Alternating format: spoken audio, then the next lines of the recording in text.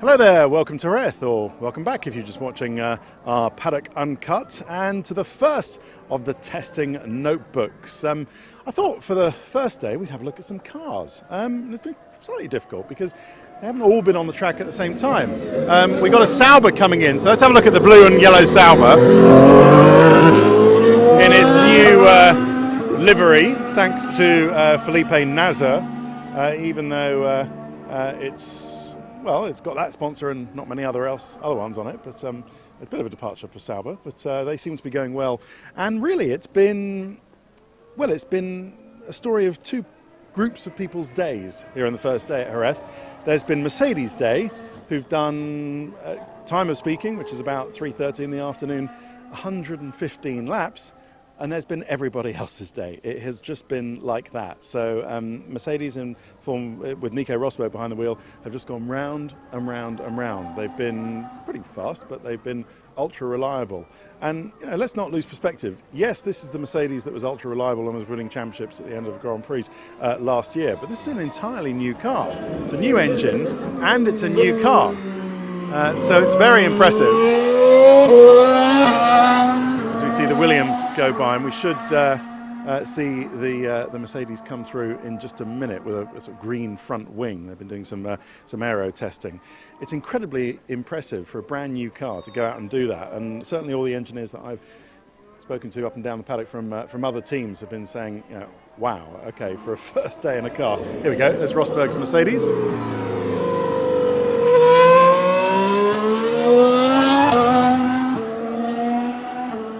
That really is impressive. They sound a bit better.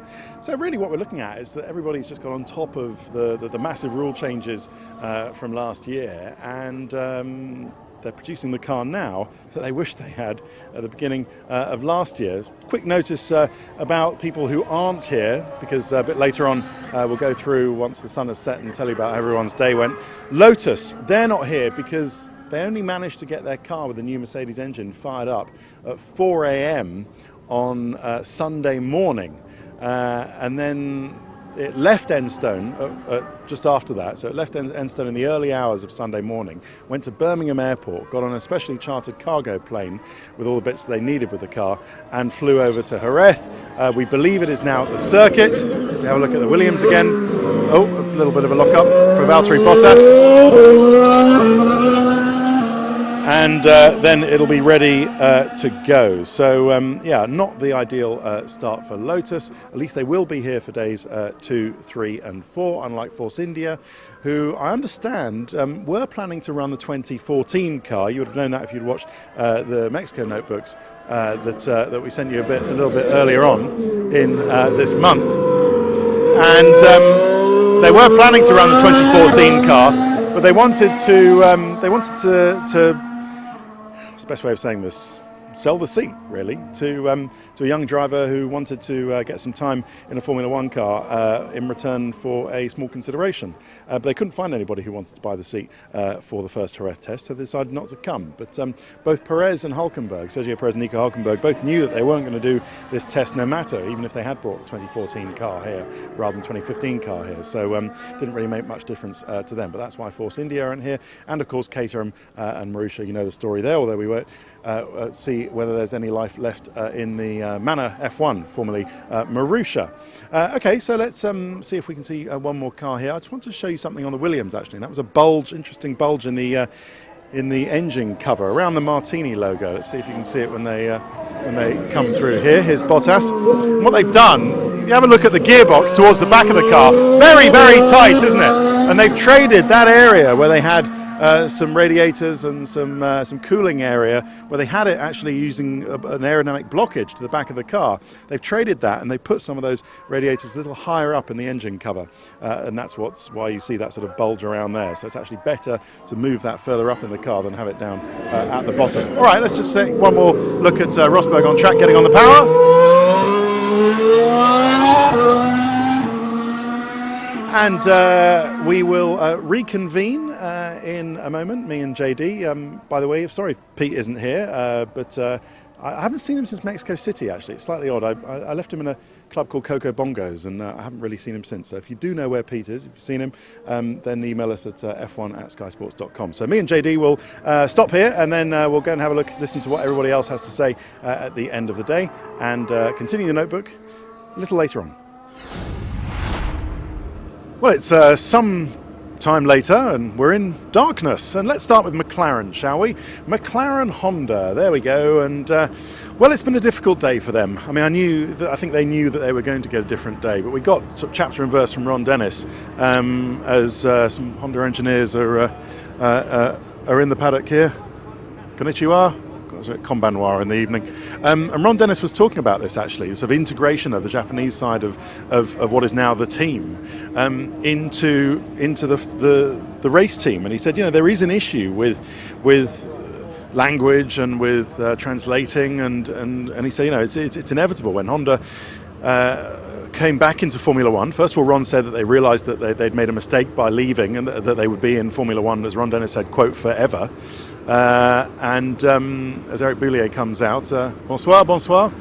And it's all right, I'm not after an interview, I'm just talking about your team. And he said it would be difficult. And indeed, it has turned out to be difficult, both in translation and also in actually sorting out the car, because, well, it wasn't a good day for McLaren. Let's not sugarcoat it. They were last. They only did 6 laps, and of them it was only 1:40.7, 18 seconds off the pace. The reason was because they had some sensors which weren't talking to each other, and it was the typical reasons that Red Bull had this time last year, or anybody else had this time last year. But they are confident, as much as they can be, the team, that when they sort these little niggling electronic problems out, with sensors not talking to each other and there was a short circuit and trying to fix it, that the car will be there, because they've gone for performance rather than straight off reliability. They have built this car with an amazingly tight packaging at the back to make it, for aerodynamics, and they've said that we want the performance first and then we'll sort out the reliability.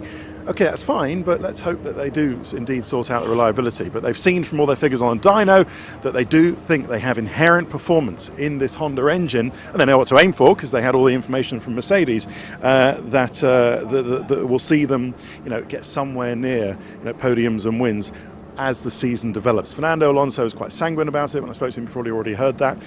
He was saying, look, it'll come. And about the livery, Fernando said, it's still strange to see myself in black and white. Ron Dennis says the livery will change. I'm just not telling you when. You might think it was a bit of a missed opportunity for them not to invoke the old red and white. But when I asked Ron about that, he said, all right, where's your checkbook? And I said, well, what do you mean? He says, the only reason to change the livery is for aesthetics, and aesthetics don't pay the bills. So clearly he wants to change the livery. Who's that going in there? It's Gutierrez. He wants to change the livery for somebody who wants to pay for it. So there you go. I thought the silver was down to a previous cigarette sponsor of theirs back in 1997 and Mercedes, but there you go, I must have been wrong on that.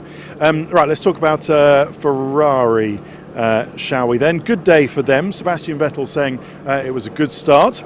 They were fastest with a 1:22.6 on the medium tyre and did 60 laps. They had a few telemetry problems, which meant that it sort of curtailed their running usual. There's James Allison. JD, go and have a look at him. He's on his phone back to Maranello, I'm sure. Telemetry problems, which are usual sort of the first day of running, and that kind of curtailed it. But, I really got the feeling that Sebastian Vettel kind of had his mojo back. I asked him about this. He said, I don't know, so much of whether I've got my mojo back, but it was a big change. And this is the first proper day. I'm happy we did a decent amount of laps. And I'm happy at Ferrari. I've been there a lot over the winter. I've got a feeling for how the team is. And, I feel like I'm motivated. I think that was the problem. Maybe he wasn't particularly had the full motivation, but he's got that motivation back. He said the chassis doesn't have a name yet. You remember his previous ones, Susie or Kinky Kylie or all the rest of it. But Sebastian said that I'll decide with the mechanics before the first race in Melbourne and decide, depending on how testing has gone, name the chassis after that. But he's happy here, feels Ferrari's a little more like Toro Rosso than Red Bull. But as he said, it was a good starting point today. Lots of different things on the steering wheel take into account, and it does take time. Couldn't really feel whether the car was much better than last year's Red Bull or not, but it was all a good start. And he says on his helmet, he says, I wanted to go a little bit retro, and indeed he did, just with the simple colours that he wants to keep for some time, he said. So it looks like he's not going to change after 15 years of running Red Bull branded helmets. He's gone with a new one. Okay, Mercedes, that's an interesting shot, isn't it? Blimey, is that contract negotiations volume 312 over a nice bit of pasta? Lewis Hamilton saying that the contract negotiations, it would be nice to sort out the sticky bits of his contract negotiations. We should probably leave them in peace, JD. You're doing sterling work there, mate, on the a bit of snooping, but it would be nice to. Lewis said it would be nice to sort out the sticky points of the contract renegotiation. But Toto said that we trust each other and we're sure we'll get that done. I asked Toto about Lewis Hamilton kind of diverging into music, which he loves so much, and hiring these sort of music specialists as a sort of PR firm. He says, do you know what? Whatever makes Lewis Hamilton happy is good for us. He's a superstar, he's a celebrity, and his image is good for us. So we're not going to dissuade him to do. We don't think he's going to lose focus or anything like that. You know, he is absolutely committed and he's going to be on it. But Mercedes, do I need to say anything? World record. The best day that any of us can imagine for one team on an opening day of testing, 695 kilometres, 17 live pit stops, third fastest time of the day on the medium tyre, but it didn't matter ever, of course. Toto Wolff saying it was the best day, first day ever. Nico Rosberg saying he was very happy, but he hurt his, well, he felt his neck, he said. He could really feel his neck after that 157 laps, I'm sure he could. I'll talk about Lewis Hamilton's engineers who replaces Jock Clear tomorrow when he's been in the car. But interesting point that Paddy Lowe made. First of all, he said we've had to recondition the car. The 2014 car was built around the Frick suspension system, so we've done a lot of work reconditioning this car to sort of change the suspension and maybe mimic some of the effects of the Frick suspension system. And we're quite happy with what we've done there. But he said, you know, it's not a case of, you know, over-engineering the car, perhaps, because of course now that the engines need to do 5 races, all the power units need to do a quarter more work this year than they did last year, because we've got one more race, and they need to last for 5 races rather than the 4. Well, you've only got 4. Sorry, you've only got 4 engines for the whole season rather than the 5 engines, if you see what I mean. And the gearboxes have to. Have I got that right? Yeah, I've got that right. The gearboxes need to sorry, I haven't got that right, by the way. I was just trying to get this done. Gearboxes need to last 6 races. All right, Lotus, they are not going to be, I'm running out of time. The Lotus are not going to be race testing tomorrow because they're still building the car for the reasons that you heard earlier. Red Bull said it was a decent enough day for them. There's a whole discussion about this camouflage livery, which we will talk about tomorrow because we haven't got time now, whether actually underneath it's just disguising the 2014 car or not. Adrian Newey says no, it really is the 2015 car. We've just put the camouflage livery on to throw people off the scent on some interesting stuff, shapes and curves and suspension geometry and stuff like that we've done. Okay, well, I'll believe them on that one. Toro Rosso, decent day-ish for them.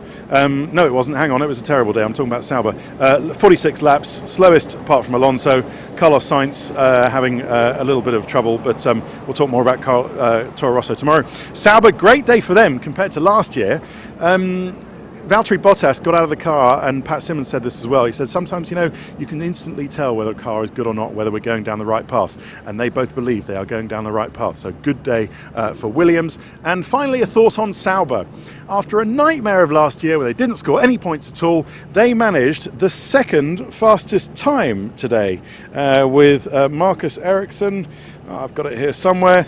Was on P2 on a 22.7. 73 laps for Marcus Ericsson. So things are looking up for Sauber. Okay, sorry it was a bit rushed, but join us for more info from Jerez in the Notebook tomorrow. Bye-bye.